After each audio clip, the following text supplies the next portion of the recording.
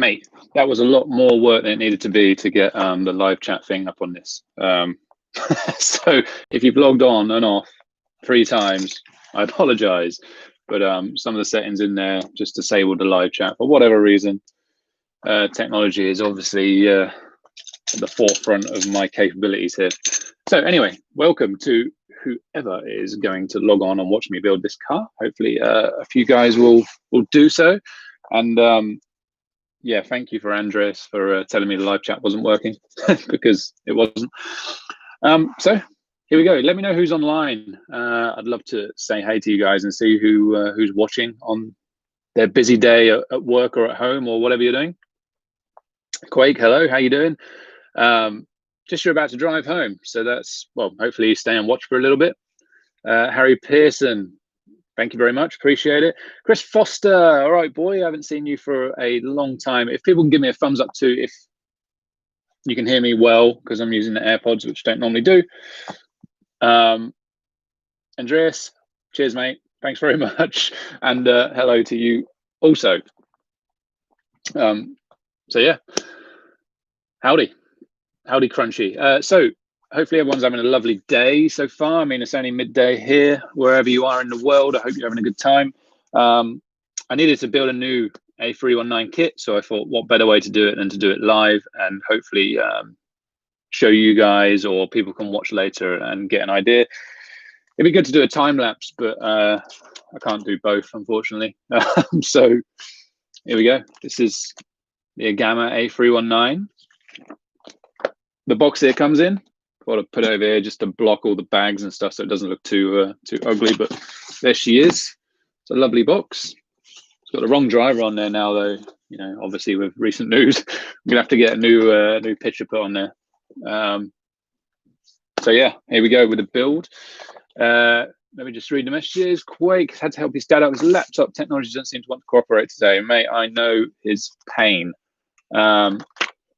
Agama getting a new buggy, well, it's not going to be in the near future. Obviously, this car's only been out about a year, and you know, it's still great, and there's no real need to make a new one yet. You don't want to make a new one every year, really, because in my opinion, it kind of would put you off a little bit if someone brings out a new kit every year. Every 2 years, probably okay. Every 2 years for a kit or a revolution of a kit.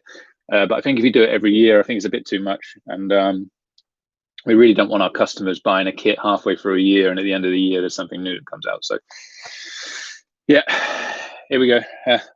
Yeah, Simon Lee, afternoon, Hairdressers Wednesday. Mate, I'm going to be there. See, and this, we got to get rid of that big barnet that's on the top of my head. Right, so first thing to do when I open a kit, spread your bags out in number or alphabetical order. With Agama, they do A, B, C, D, E, F, G. So alphabetical order, which is always nice. So you can line them all out and get, you know, yourself prepped. Make sure you got the right tools.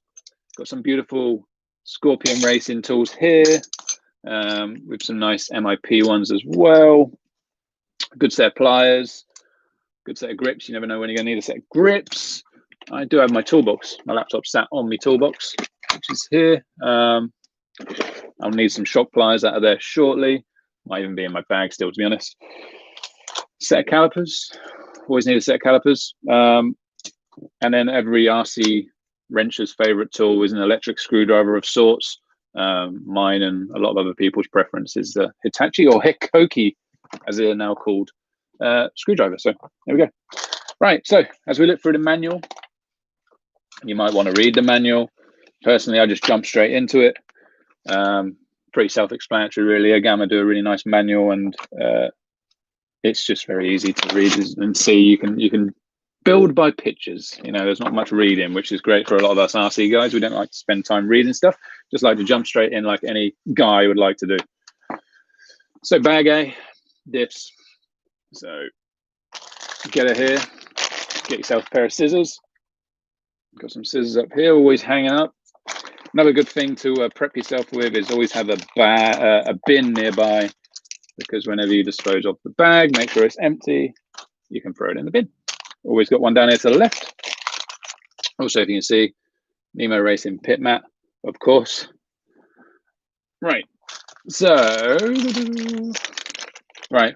Basically, what I do, I'm going to empty all the bags. You want to give yourself a tray for putting screws in. Let me just grab mine. I've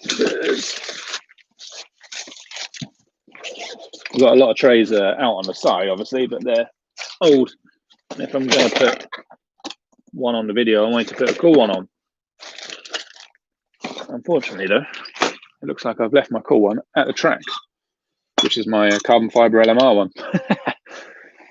So we'll just have to rough it with an old alley one by an old sponsor. So we'll rough it with that. So Agama are really good at packing the bags. You see everything is individually heat sealed. So you can open one section at a time. And then in each section, we're going to have each different item. Get a better pair of scissors here because that one is rubbish. I may as well go in the bin. So here we have the countersunk screws. So I'll put them in one section of my tray. You can see there, it's black on black. It's a bit hard to see, but let's get rid of this. And the pins, diff pins. Sliding out of there. Next one down is our O-rings for our diff cases. Remember to try not to lose any of these either. You don't want to be losing any. My phone vibrated. There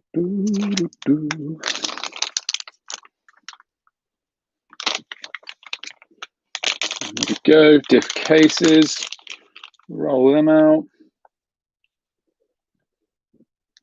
Boom, boom, boom. So once you make sure the bags are empty, dispose of, because you ain't going to need them anymore. And we got our gears. Dink, dink.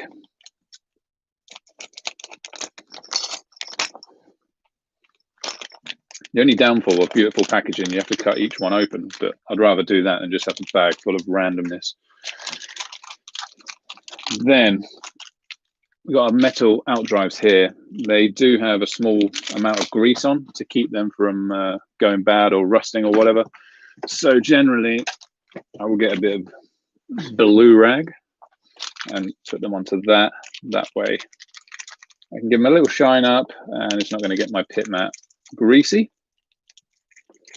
And there's our diff pins as well. You see the bag, if you can kind of see it's like yellowy where the grease was. Obviously that keeps them from rusting and such. And here we go with our gears. Make sure your parts tray is nice and clean. We don't want like sand or anything going on the gears themselves. And in they go. And then we got a shed load of bearings. So we may as well empty them too. Obviously the Agama has a double bearing system, which is unique to it, but also awesome. You really save the Driveline by having a double bearing system. You get much more support on the outdrive and really stops your car from burning through the Driveline. All right, cool. So everything's out. Now we can start. I always follow the instruction manual. Yes, I could probably build one without it, but it's always good just to have it as a reference in the corner. Do it step by step like they do. Then if you have any bits left over, you might be able to see where you forgot it. Ivan, can you have a car after I do it? Well, you can buy the car after I do it. You know, it doesn't have to be my one. We can sell a professionally made kit, I'm sure. If anyone actually fancies that as an idea, let us know, because that is something we could do, and we do offer. We just don't massively tell anyone about it. You know, if someone comes to us and asks, then for sure we'll help them out with a kit build. So, big bearing on first, and then what I always kind of mess up on is I will normally grease the outdrive and then put the bearing on, and it pushes the grease to the backside of the bearing. Obviously, a little bit lays in the cutout that we have, but it will push most of it backwards. So make sure you put the bearing on first, and then put your Teflon grease. I always use a nice Teflon, which I'm gonna have to find. So when I disappear off screen, I'm actually going to my Ojo bag because although I have tons of stuff here at home, a lot of my traveling stuff all goes in my Ogio, and then if I run out, I'd rather have it in my Ogio than at home. And I obviously ran out of Teflon because I've only got one pot here. But normally you can buy a pot, any kind of good Teflon grease. This one I have here is an Ultimate Racing one. And I must have had it for, I mean, when I drove from Mugen, so we're talking like at least 5 years ago. So you don't actually use that much, you know, it doesn't take much. So what you want to do, if you can see it, all I've done is put it on my finger, and I've made sure it goes all in the groove. A little bit of excess, I'm not massively bothered about the excess, because at the end of the day it's only grease and it's going to make the car nice and smooth. And then we take our main gear with our outdrive and we push her in. No O-ring on the inside yet. Obviously with this we're doing a front, obviously the front and the rear, they both have the same outdrive, and then the center, obviously we're going to have a slotted one so it fits the brake disc. So from that, grab an O-ring and slide her on. I don't use O-ring grease.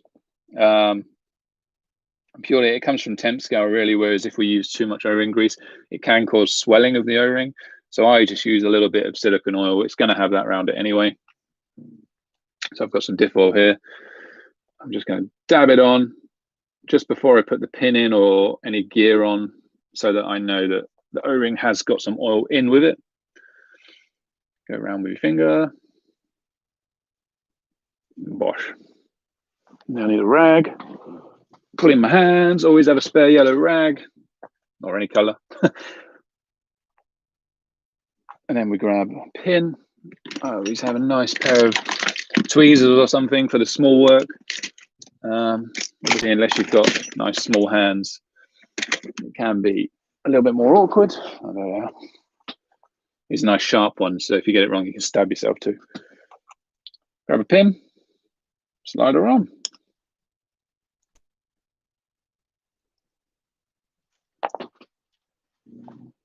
And then just set it to the side. And then obviously we have to repeat this. A good option to have is the hard diff cases. I didn't pick them up the other day, so I'm going to run with these to start with, and then I'll switch to the hard ones next time I rebuild, because it will need a rebuild after the first couple of times you use it anyway, because the oil is going to go a bit all over the place. The hard diff cases, they definitely seem to last a little longer. They don't leak at all. They're just a fit and forget item. I love using that term, fit and forget, because it's just a product you can buy, put it in the car, and then not have to worry about it anymore. So that is something I would definitely advise. So let me whiz through this as I've just kind of shown you what's what. Obviously, if you guys are going to watch this the whole way through, you're obviously having a very busy day. But thank you. I appreciate it. Mr. Foster, it's good seeing you, my boy, or hearing from you, because you have been a little bit MIA lately, but we still love you. Go. Wind it off, grab a pin, just chuck it on there, and then use tweezers to get it in. Get it in the hole. There you go, that's our rear. And then we'll do our spur gear. What I'm going to do right at this moment is grab the bag that I used. 2 seconds, folks. I think it's in outside.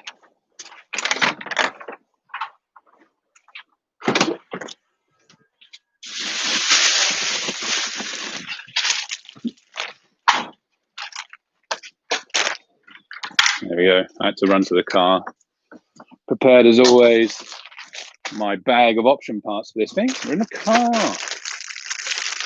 So, let me tear them open. A lovely package from Nemo Racing, of course. Here we go. I'm going to empty my option parts over here because I'll bring them in one at a time anyway. And the first thing that I am going to need is, oh, voila. So the kit comes with a 49 tooth spur. I always, or generally 90% of the time, prefer to use a 47. I feel it gives it just A little bit less wheel spin out the corner. The car seems to drive forward a bit better. And for me, that's just my starting point. So 47.13. That's what I always start on. So that's what we're going to go with on my car, of course. So same again for the center. Always use a bit of Teflon. And when you rebuild your diffs, make sure you re-Teflon your outdrives, because if they start to seize up or become binding, or they start to rust a little bit if you run in the rain, it will make your car handle like junk. I learned the hard way when I came to 8 scale early on. I just thought, oh, well, you know, a rebuild a diff means change the oil.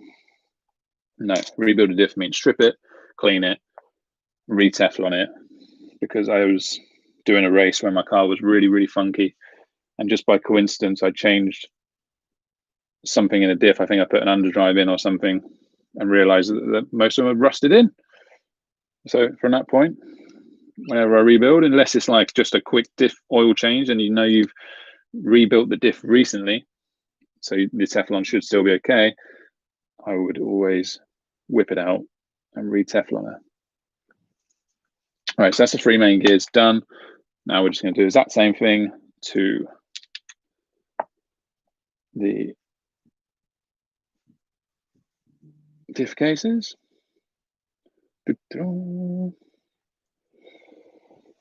Sorry, this is quite boring, mundane element of this, but I'll try and do it as quick as I can. Not too quick, obviously. We don't want to mess anything up. All diff cases are the same in this car: front, middle, and rear. Some cars obviously have a bigger center diff, whereas this car does not. Go.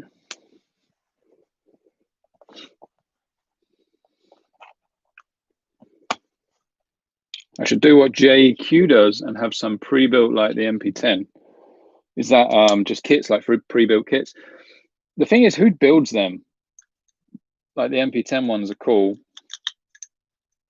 but who is building them? Is it just some guy in a factory that doesn't really know what an RC car is and is just building them or whacking them out? Or is it someone that's taken a bit of time and showing a bit of love to them? Because they're obviously two very different things. A lot of people can throw screws in things and just forget about it. You know, many RTRs out there. Building a race car, I mean, it takes a bit of love and dedication. I wouldn't like to build one at quick time, if you know what I mean, because you have to think about everything, the tolerances, and are the plastics free, are the arms smooth, are the pins lubed, all that jazz. So we could do, but if I'm honest, you know, I'd much rather it be a more personal service. Obviously, we've done some of the competitions, and what we like to do is find out what track the guys race on, and then kind of set the car up accordingly so it comes almost ready to go. All you need to do is put your own radio gear in it and take it to the track. Set it up as much as you can with your radio gear, and then see how she goes.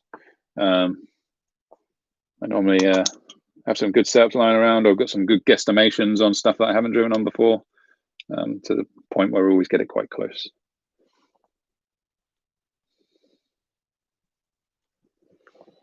So I've got my phone in front of me here, and my Facebook's going a bit wild with the new tier system for the UK. Obviously, we're coming out of lockdown in a couple of days, and they've got a tier system: tier 1, tier 2, and tier 3.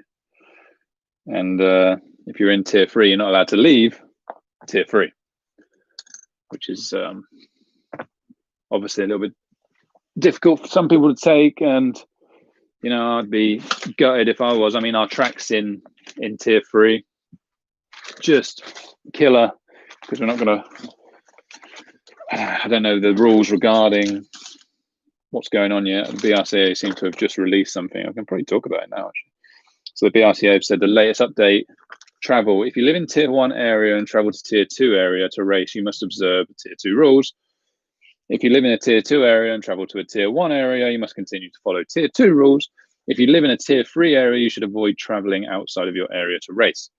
If you need to do so, as there is no venue closer than the club you are going to must be happy to accept your entry and know what you're doing. So that seems different from what's been currently said. I know they were wanting people not to travel outside of tier 3, but it looks like they have got a slight change about that, and it's up to the club's discretion. I mean, what do you guys think of the situation? Obviously, I want people to go racing. I'd love to see everyone. Need to be safe, of course. But what do you guys think about the new guidelines? If you've read them or what I just said, let me know. So in my diffs, because it's quite cold now, I'm going for 5-5-5, same at the front, center, rear. And how I do it, obviously we've built up our diff case, pins in there, nothing else though, just a pin. See? Then I'll put an amount in just to basically cover the floor of it, of the case. Then, see, it's kind of, I know you can't really see, but you have to take my word for it. And once it's covered the floor, take your gear, chuck it down in there. And then basically what that does is it allows the oil to be under the gear, so it's kind of sealed it. And then I'll put it to the side and I'll do the next one. Same thing again, cover the floor. And then it makes sure the O-ring's nice and covered. And as I say, like the oil's going to want to try and get there somehow, so you may as well let it there early on. Obviously some beta oil here. You don't get any oil in the kit, by the way. It always used to be such a good thing to have like oil in the kit, but I think everything's so diverse now. What you put in probably most of the time gets thrown away, so it's kind of counterproductive in a way. I know, like when I used to build the Mugans, they used to say like throw away the oil and then just use a different one because it's not the same as what you get in a purchased bottle. There we go. Lockdowns cause more harm than they're meant to do, mate. Yeah, 100%. You know, the mental health is a massive thing now. Financially, for a lot of businesses, it's been absolute carnage and mayhem. Yeah, not really loving lockdown. I appreciate that we need to stay safe and stuff. And I don't want to get into an argument with Boris about it, but yeah, for me, it's crazy. So once we got our bottom gear in there, the floor's covered, I would then just bring it with oil to just under halfway. And then we'll chuck our planet gears in on the pin. Always make sure the slot faces up. And then when you put your next set in, it's going to slide right on there. You can jiggle it about a bit, obviously. It just makes your life a little bit easier. And then push down with your finger and give it a nice rotate.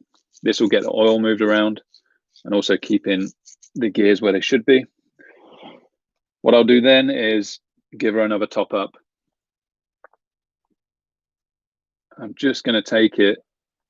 Make sure you get it in like all the pinholes. Just put a little blob in each one so that it goes on down the back side of the planet gear.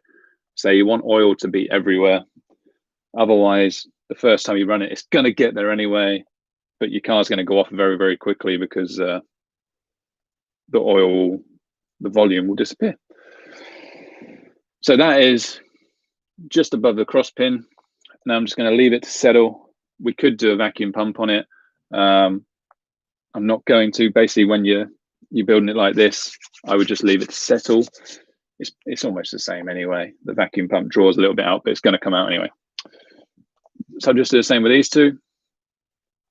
What's my view on pillow ball versus C-hub suspension? I mean, that's the age-old argument.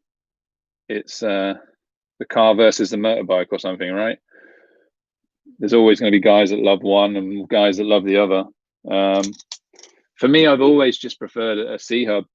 A little bit coming from temp scale, maybe, because we like our steering we're used to our steering feeling quite direct. What I always just found with a pivot ball car is you could only ever get a certain amount of steering. And when you ran out of trying to find steering, you had no alternative. With a C-hub car, for me, you can tune the steering much more to your liking. You know, you can up the caster quite a lot.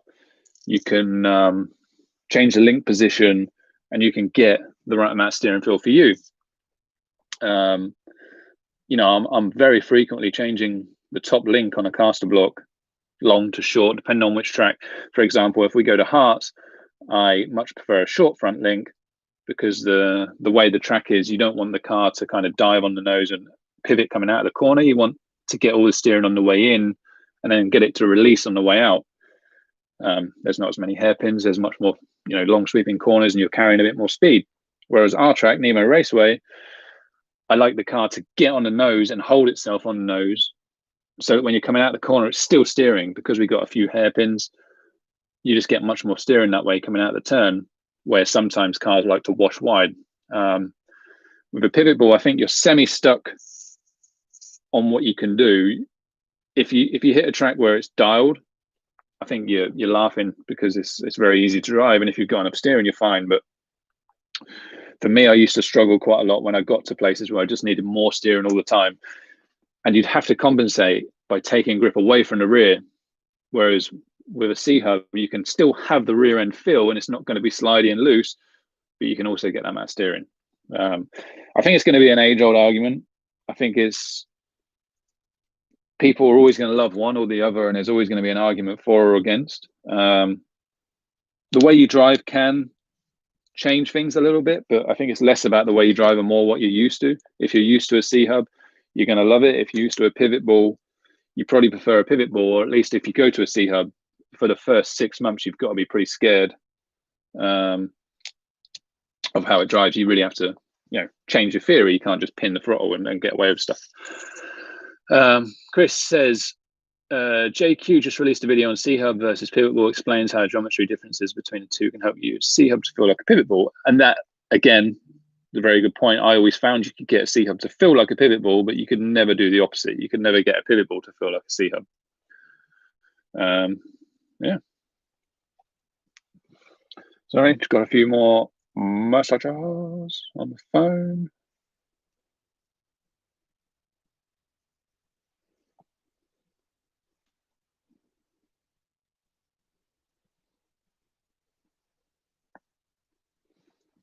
What do you guys think? You know, I mean, you guys always ask, right, like to get the pros' opinions, but how about your opinions? Obviously, some of you seasoned 8-scale guys. What do you prefer?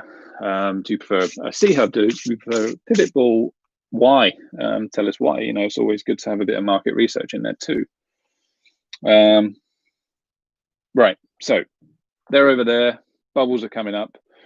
I just moved back to the gears because I need to put my gasket on. And how I do that, grab a little bit of Teflon grease and use it as like a glue.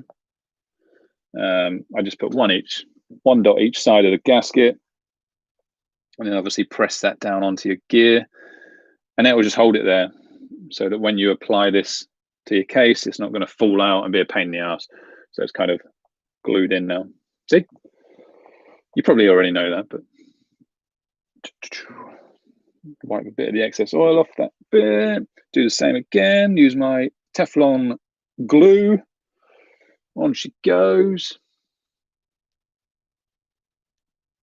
Press her on. Obviously, make sure the holes are lined up. Pretty self-explanatory, but you don't want to be pushing the screw where there's no hole. No one wants to screw without the hole.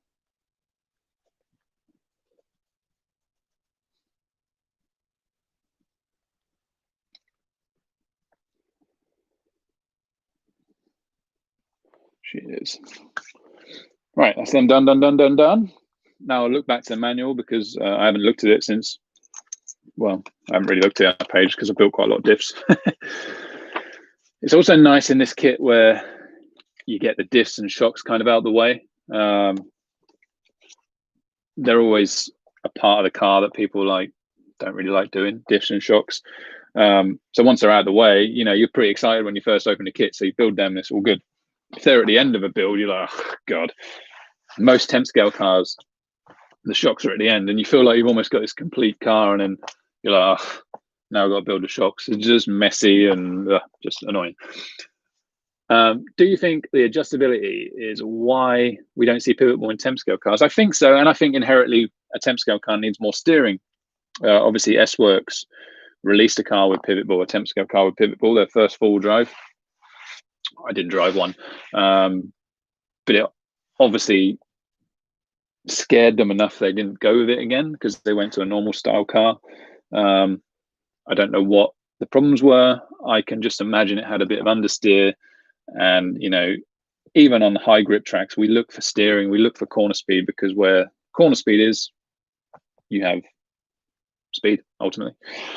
Watch one of JQ's videos about this invisible speed and corner speed thing. It's exactly right. So, diffs. So we've filled just under the cross pin. Now I'm going to chuck my main sun gear on top. And then what you'll see, you have to trust me because it's a bit dark, but there's still holes around. The oil's not all the way up, and we're going to fill the diff all the way up. I find they stay much more consistent that way, and it'll be the same each time you use them.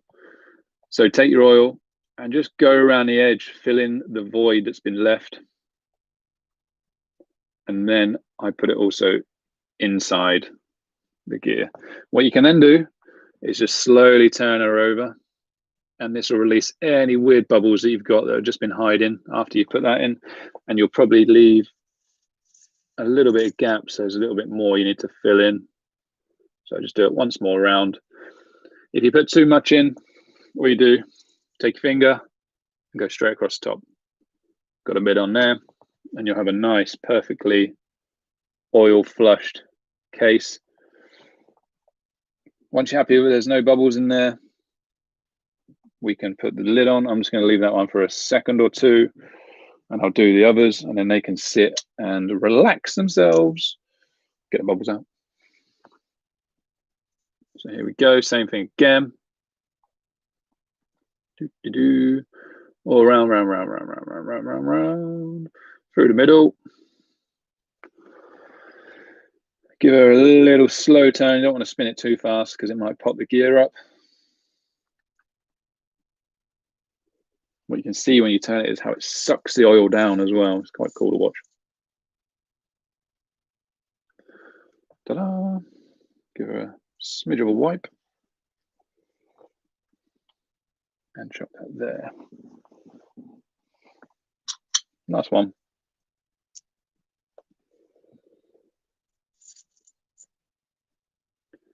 So the key after this is just spot which way. I mean, if you've built all your diffs the same, it's easier.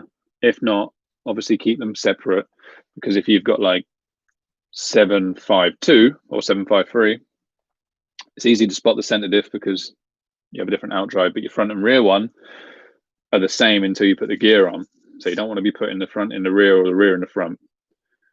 So either keep them apart, or if they're all the same like mine, obviously the only one you need to spot is the center diff one. Don't worry, I've built 8 scales in the past. I've just thrown it together, and then you realize that one diff has a center diff outdrive on, and it's all a bit messed up. So that's me done with diff oil. Got my shelf up here. Sorry for the mess in the background. This is real life living right now. So what I'm going to do, I'll take one. It's got 5,000 in it. It's a front or a rear, so I'm going to also take a front or a rear. This just happens to be the rear one. And if you line your pin up, you can match your pin to your sun gear. Once it's pushed in, then you just rotate it to find the screw hole. There she is. If the gaskets move slightly, just stick a 1.5 or something driver down there, line the hole up.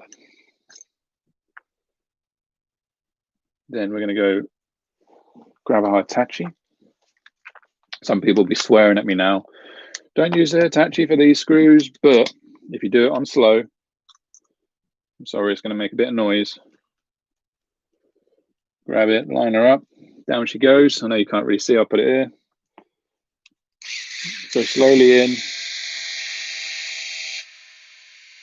Then I stop a good few turns away. You can see the screw head still up. It's probably the top of the head's just over flush with the gears. And then that way, those last few important turns are going to be with a hand. One, so that they're nice and cool and the hole's not heated up so you don't strip the plastic. Two, because then you can feel how tight you've done them. I know we have torque systems on these things, but there's nothing like doing it with your hand.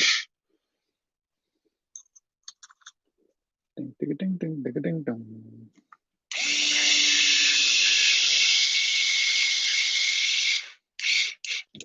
That's that. So then we just got to grab a 2mm.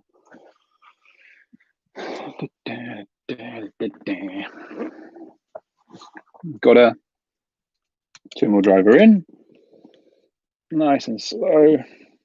Screw down in there and just nip it up so it's nice hand tight, and then go to the complete opposite screw that you're in. You don't want to work your way around, you want to go to opposites.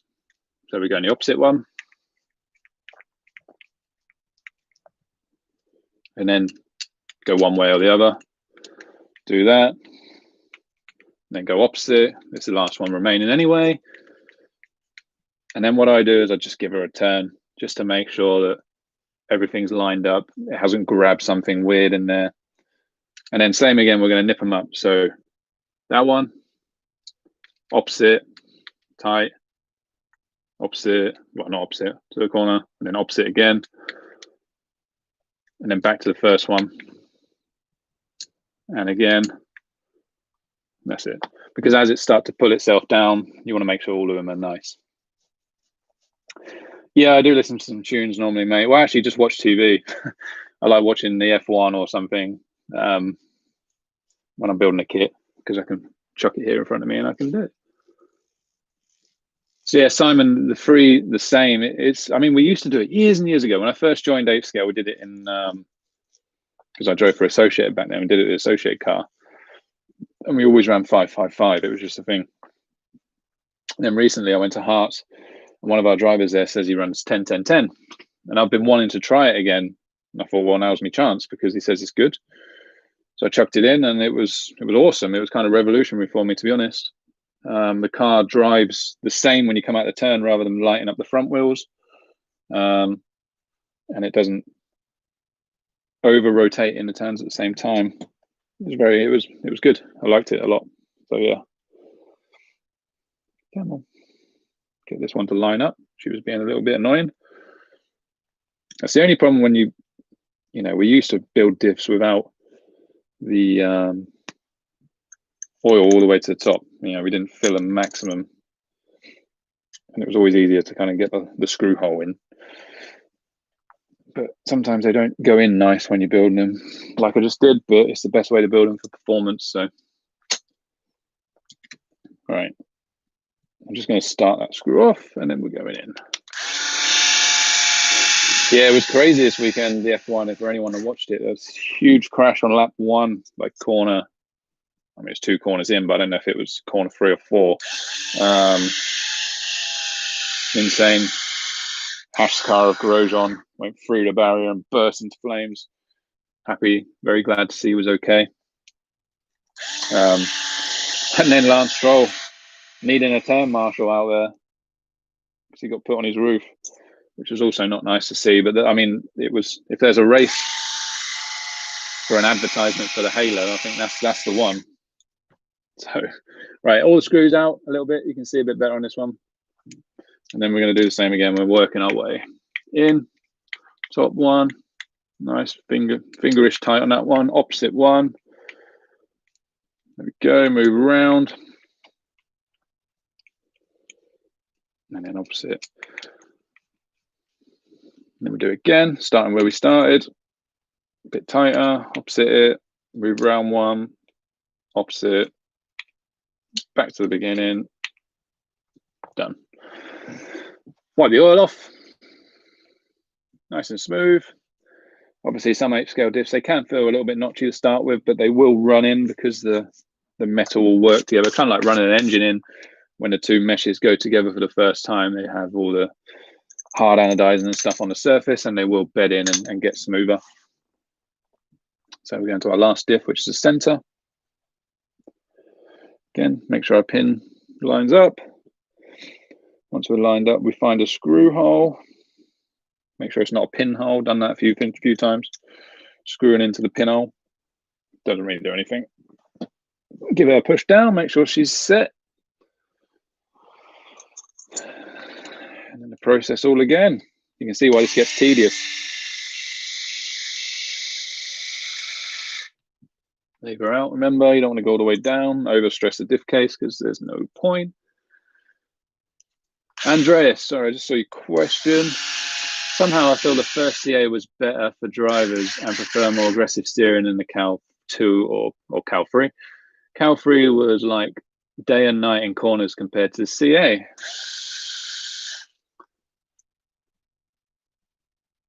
Do you mean Cal? You meant Cal 2 in the middle there, I guess.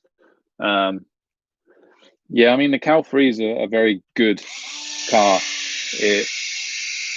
The Cal 1 was obviously revolutionary for its time. Well, even the first YZ2 was revolutionary for its time.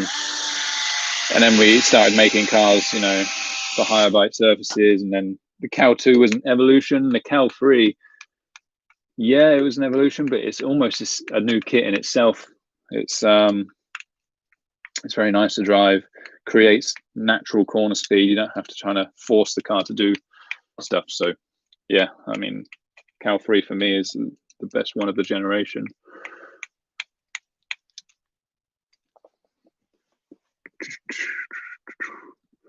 Let me just check. Did I just lose Bluetooth on these things? They're still connected. We got a low battery on the headphones. So apologies, I might have to switch from different ones. Let me know when they go dead, won't you?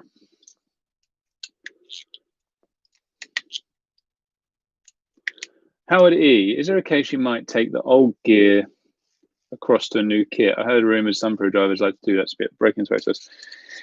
Yeah, I wouldn't. You know, if I'm building a new kit, I'm building a new kit. I know I need to go run it in anyway. If I was going to a big race like a Worlds, I would probably break in a couple of sets of driveline parts. Like I'd have another set of broken in diffs, and then you can build them up separate, different oils or whatever you want to try, but know that they're broken. They're not going to take a few runs to break in. But generally, especially with this car, we do not wear out driveline bits, so you pretty much can run it for its lifetime. So I don't think there's massive need in taking old ones over. I know what you're saying though. Chris Foster, change the steering end plates on the Cal 3 to notch 1 be similar to original, but not switching around center. And there you go. Having that, yeah, your steering plates, carbon steering plates. Foster's giving some advice on there. Good boy, Foster. We missed that advice, mate. We missed that advice. Sharpie, always right. What diff oil you just put in your diffs on your case? Because if you don't run for the next month because you're in lockdown and you go to the car and you forgot what you put in there, never a good thing. So I always just write what's on there. Happy days then. 555. Chuck them over to the side. Bag B. So it took us a while to do bag A, but we're into bag B. They get a bit quicker here on out, apart from shocks, because, you know, like we said earlier, it's a slow process sometimes with shocks. All right, let's get the shock boots out. There we go.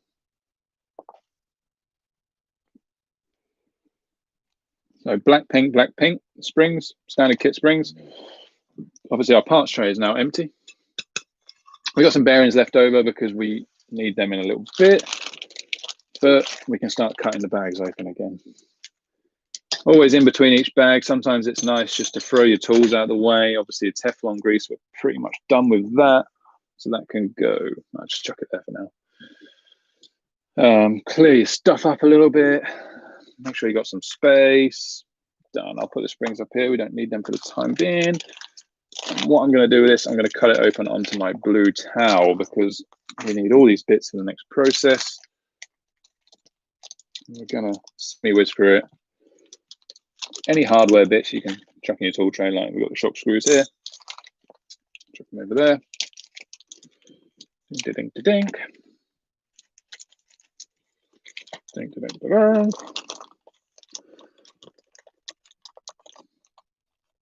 Bag A done.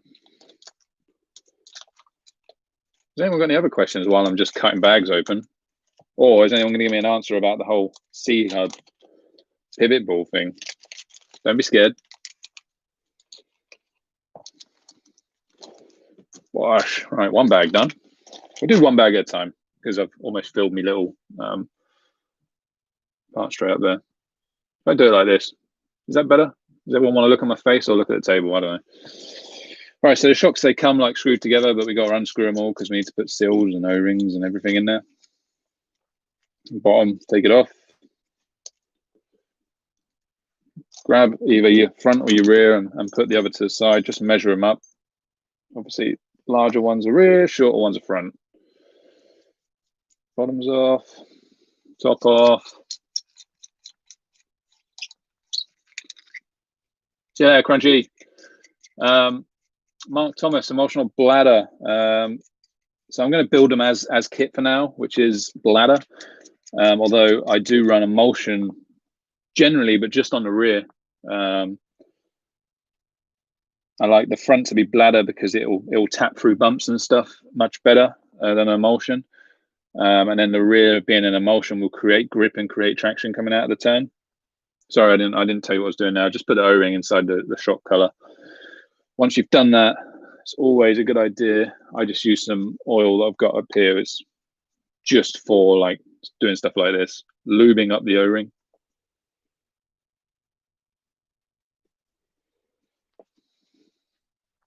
O-ring lubed. And then we're going to give it a push on. And because you've lubed up the O-ring, it'll be nice and easy.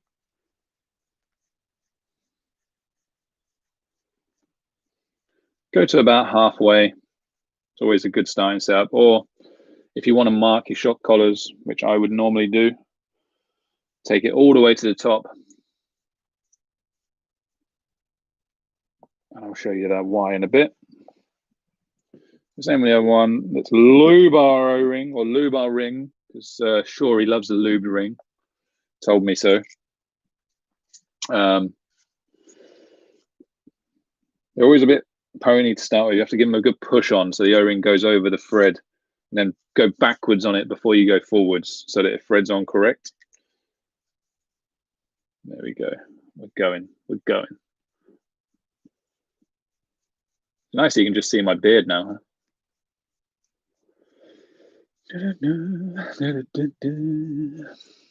God, this is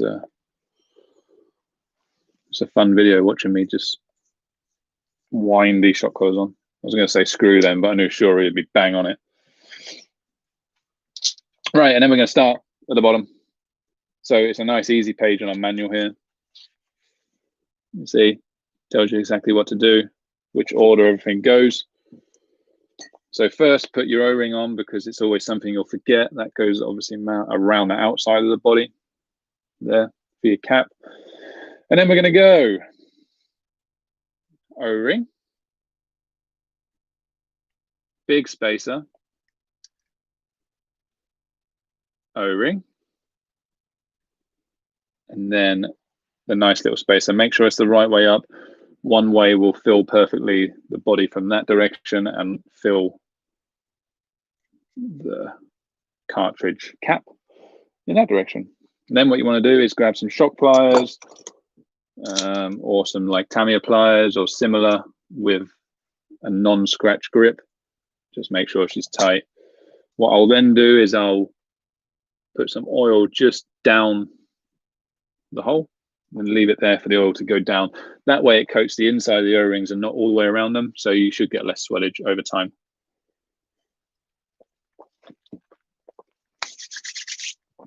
No O-ring greasy iron, not for me.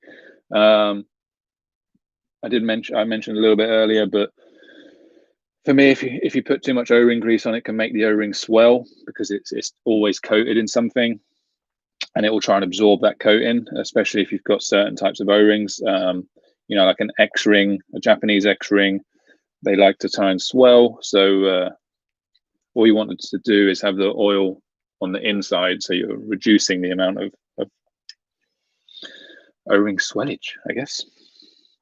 So same again, following the instruction manual, O-ring spacer, O-ring cap.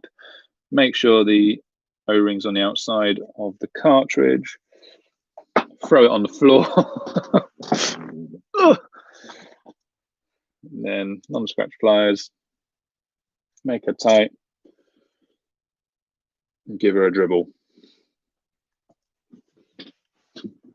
Doirong shock boots. Yeah, I think shock boots are always good to run. So you can see me a little bit. Shock boots are always quite good to run, especially if the track's dusty and horrible. With our shock balls that we put on, sometimes I don't run them, but you do have to require more maintenance that way. Change the oil more regularly because it gets dirty and crap. So yes and no. Right. So then we move on to putting the piston on. Again, I'm just going to use complete box stock for now. We do have LMR pistons coming very soon.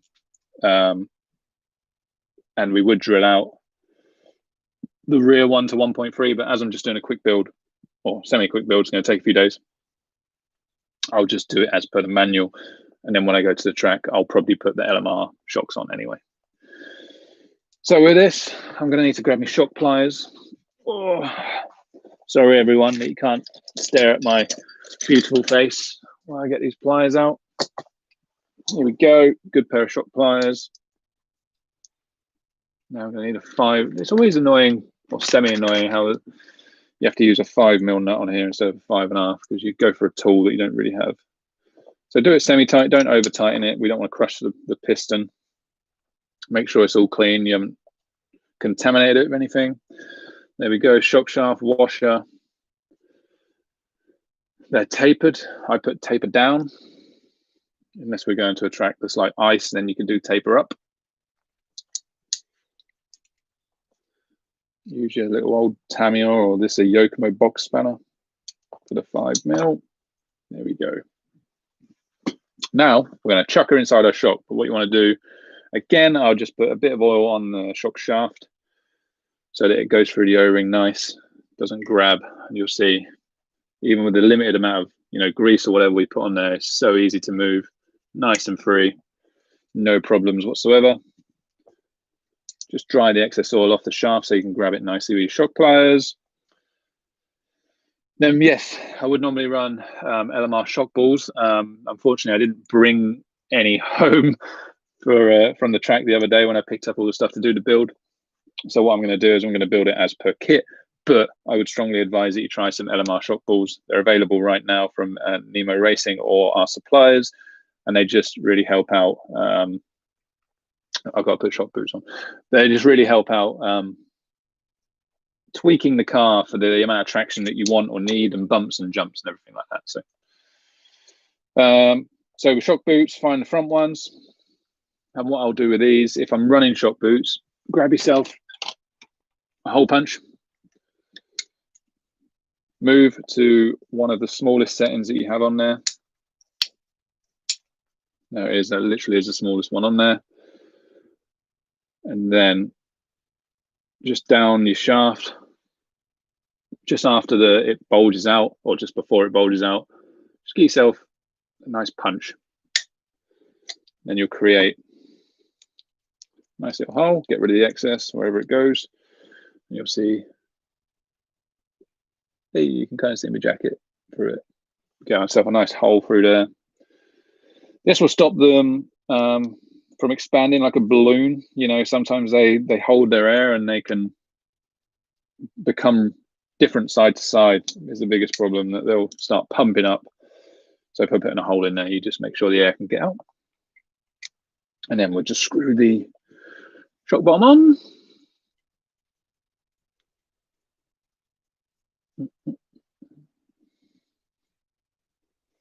There we go, she's screwed all the way on. Then we can just put our shock boot on there. There she is. One semi-complete shock without oil. Do the same again for the other one. A little bit of oil on there. Give it a rub on. Push her through. Bit of excess oil comes out, just semi-dry her off. Grab your boot, put your hole in your boot, get rid of the excess from the hole, slide her on.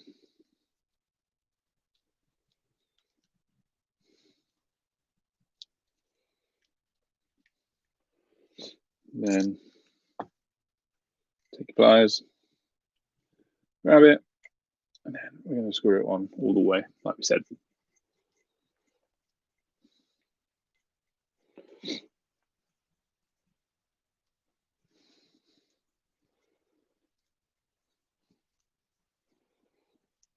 There we go, she's on. And if you've got a nice pair of shock pliers, this is the time you can put your ball in.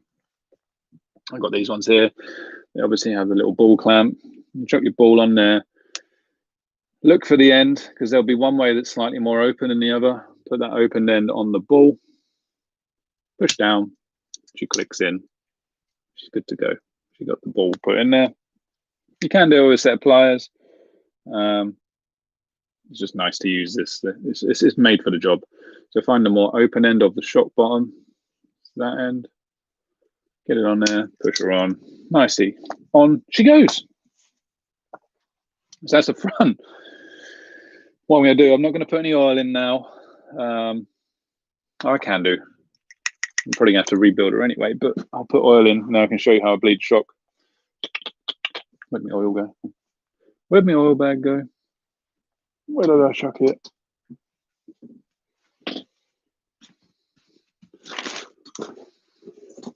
Oh, on the floor. Awesome. So what I'll do for now, I'll just chuck like a 40 weight or something in there.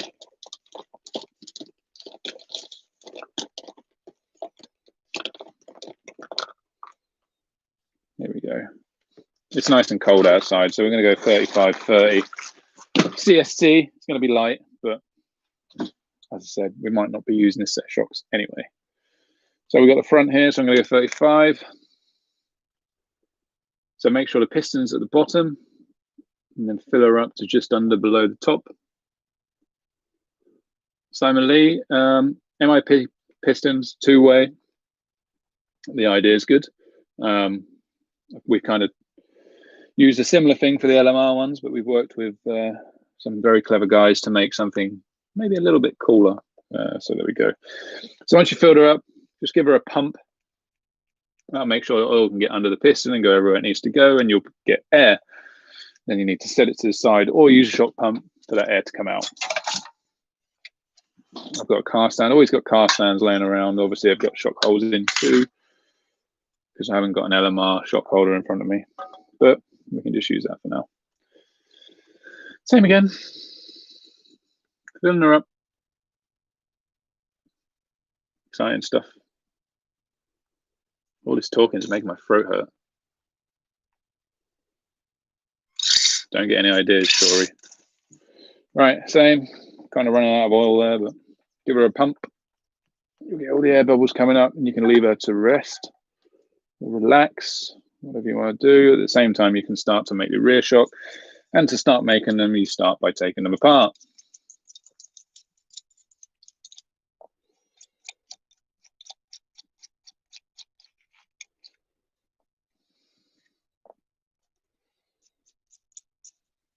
That one, that one.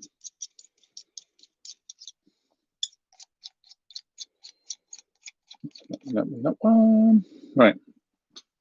So our original shock bits, I'm going to put in the tray so we don't get muddled up. Move them from the paper mat. Then we do the cutting process. Start cutting them apart.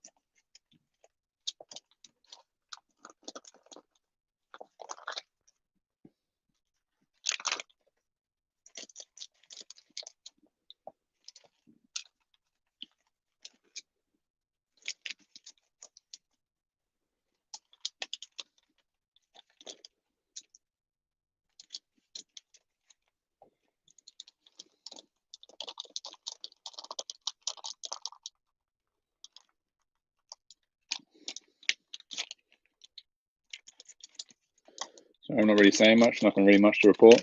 Someone can ask me a question, I'd gladly answer something. It doesn't have to be RC related, it can be anything. Talk about the world, put the world to rights. Have a drink.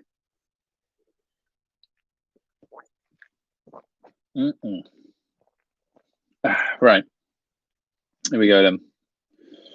First of all, we'll put the O-ring in the shock collar again.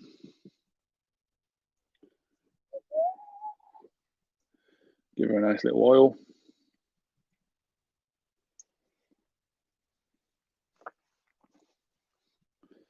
Push it on. Okay, go backwards first, then forwards.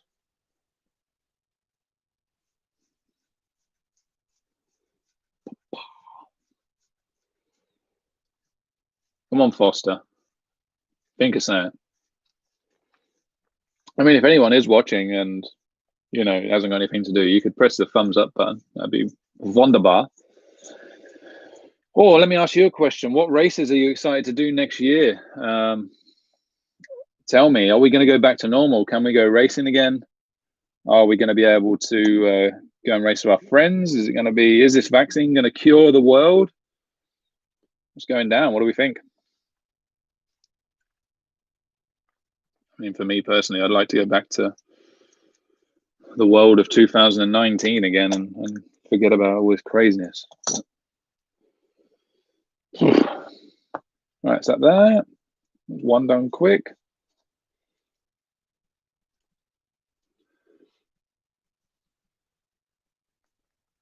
Titan RC, I mean, Titan looks good. I hope to go there, actually. I hope to go there. You should definitely come to Nemo Raceway. Have you seen that we opened up our Easter race entries, hoping to get some international guys too. DXR is, as far as I'm aware, from what we've been told, is not going to be on because they're at a college, and obviously the colleges are a bit more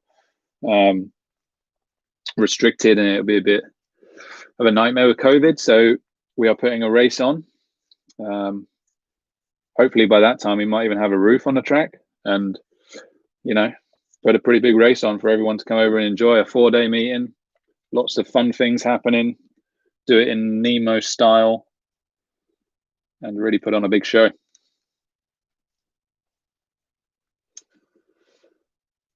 Dennis would like to go to the Worlds, but first concentrate on getting the world healthy again so we can go racing. Yeah. Yep, that's it, mate. David, any race would be good. Yeah, I know, man. I'm desperate to get out. I can't wait for this weekend where we can go racing again. Obviously, UK is on lockdown until the 2nd. I know it needs to be voted on, but I think it's pretty much we'll be okay on the 2nd. There's a KFC about 2 miles away, Andreas, from Nemo. So you're welcome to come anytime, mate. It's only a 2-mile drive to KFC. And the hotel. Hotel's in the same place. So here we go. So normally if I was building a car with kit pistons, I would drill the rear out to 1.3 by 8. They come as 1.2 by 8, and I would be drilling the rear out. But for this build, I'm not going to, because most likely I'm going to be changing pistons in my build. So it's just a nice set of shocks to have as a backup set, and it shows you guys how we do it. Again, same for the rear. Just hole punch your boot. Chris James, welcome. He expects another peak 3rd week of Jan with COVID, another lockdown, and then, man, that does not sound fun. COVID, eh? I watched the Borat movie earlier. Well, not earlier. Like I've watched it over about the past 2 weeks, bit at a time. It's quite striking how the USA fellow was just purely blaming China, which could be the case. I don't know, but yeah, point the finger. All right, here we go. Now we're putting balls in. Calm down, Shori.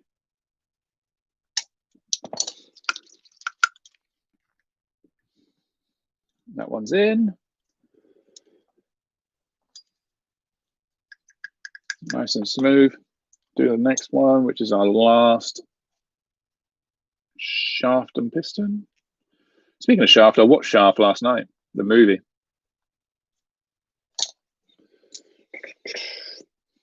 On she goes.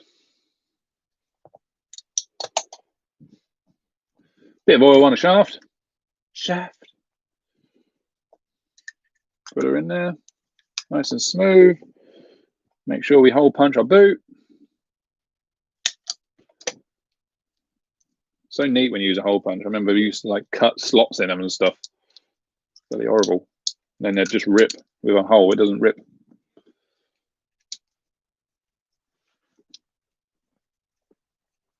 Where's everyone racing on Sunday? CJ, where are you racing? Shorey?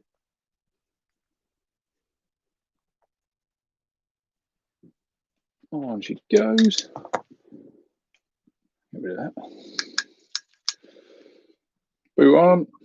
Over the cartridge. Put the ball in. Remember, look for the more open side. Is that my headphones dying then? Or are they still connected? Can everyone still hear me good? Hopefully everyone can still hear me good. So as we got the rears, we're going to chuck 30 weight in there.